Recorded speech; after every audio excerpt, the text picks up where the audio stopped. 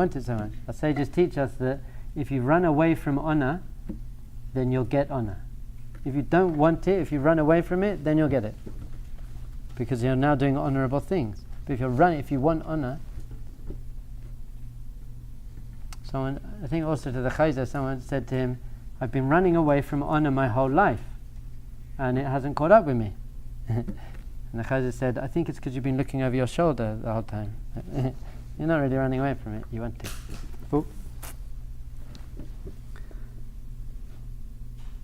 So once you don't want to look good and feel good, and you just want to be good and do good, you've tapped into your real desire. It says in Pirkei Avot, Hataiva hakina nakavod yotziin et adam min ha'olam.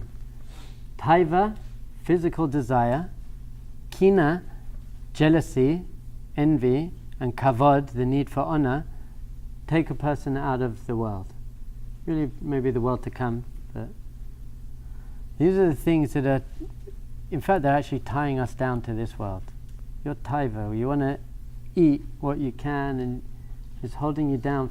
The more you feed your physical desires, the less your neshama is able to do its thing. Apart from Shabbat is a different world, you should do it then. But the more you can start to calm down your taiva, it's such a powerful word, taiva. It's your craving for the physical world.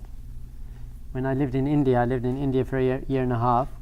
I did a week long, it wasn't a full fast, I had 2 cups of water and a small slice of papaya every day. That's not so much, to be fair. And what that does, it helps firstly with self-control. How's your self-control? Self-control is your key to mastery. Self-control means, it says in the Shema, Lo tataru achrei levavechem achrei einechem. Don't just go after everything you want, after your eyes and your heart. Just an animal, if it's hungry, it has to eat. If it's hungry and there's food there, it can't stop itself from eating. You don't have to eat just because you're hungry. You don't have to sleep just because you're tired. You don't have to shout at your kids just because you're in a bad mood. We can overcome our cravings, our animal side. So the more we give into that side, the more we're not able to live through our soul side.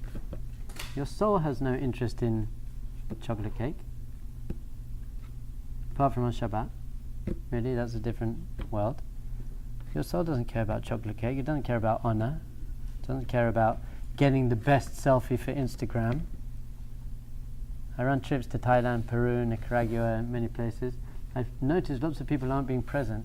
They're just trying to get the best photo for Instagram to share with their friends, and look where I am. It's like, you weren't there. Look where I am. I'm in Thailand. No, you're not. You're in Facebook. That's where you are. You're not there at all. I have low self-esteem. So kina, so taiva means you're wanting physical things too much. By the way, Judaism is very sweet because it says you don't have to cut yourself off from the physical world.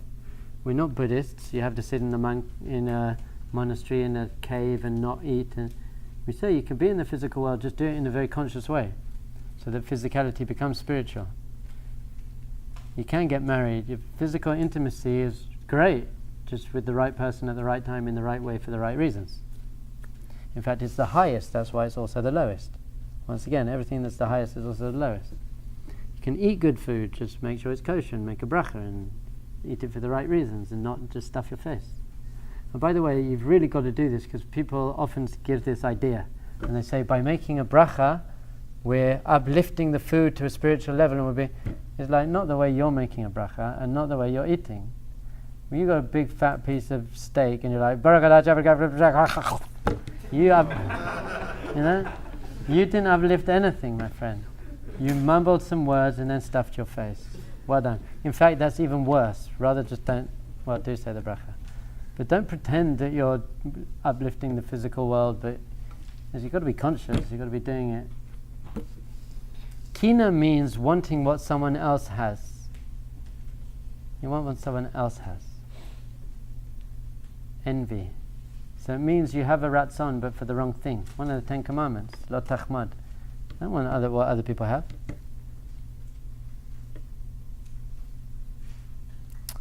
If you really want what other people have, it means you're not grateful for what you have. I want what they have. I want what they have. How does that make you feel to want what other people have? Horrible. Someone who has kina, who has envy and jealousy, how do they feel? It's just horrible to have it. It doesn't affect the person who's got that thing. It just affects you.